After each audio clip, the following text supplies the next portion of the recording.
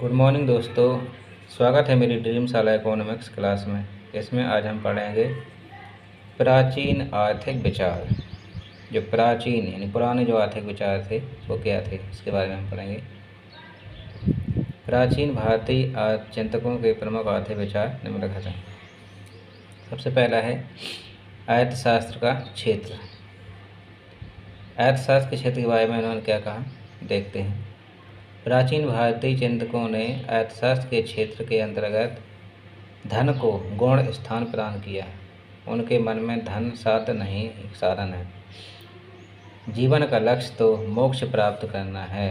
वह यानी प्राचीन भारतीय जो आर्थिक विचारक थे वो धन को केवल साधन मानते थे, साधन मानते थे, बल्कि धन को क्या मानते थे, केवल एक साधन है हमारे लिए जीने के लिए। एक धन क्या है, एक साधन है, साधन नहीं है।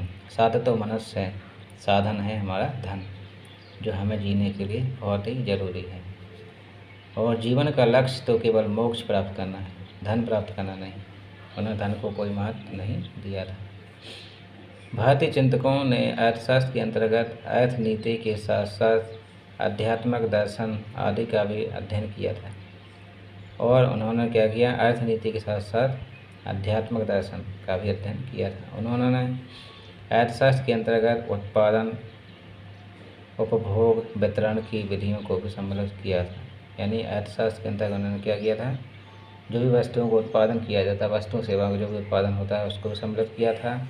और जो वस्तुओं को जो उपभोग किया जाता है उसको भी शामिल किया गया, और जो वस्तु को जो वितरण किया जाता है उसको भी शामिल किया है। इस प्रकार अर्थशास्त्र का क्षेत्र अधिक व्यापक हो जाता है। ठीक है। दूसरी विशेषता है वर्ण के आधार पर समाज का विभाजन। समाज को उन्होंने वर्ण के आधार पर विभाजित किया। समाज को चार भागों में बांटा, जैसे ब्राह्मण, क्षत्रिय, वैश्य तथा शूद्र में विभाजित किया था। यह वर्गीकरण श्रम विभाजन के आधार पर किया गया था तथा जाति प्रथा का इसमें कोई संबंध नहीं था। जो प्राचीन भारतीय विचारक थे उन्होंने क्या किया था, वर्ण के आधार पर समाज को बांटा था। यानी जो व्यक्ति जैसा काम करता है उसको उसी आधार पर उसको जाति दे दी गई थी। इसमें जाति प्रथा का कोई संबंध नहीं बताया गया है।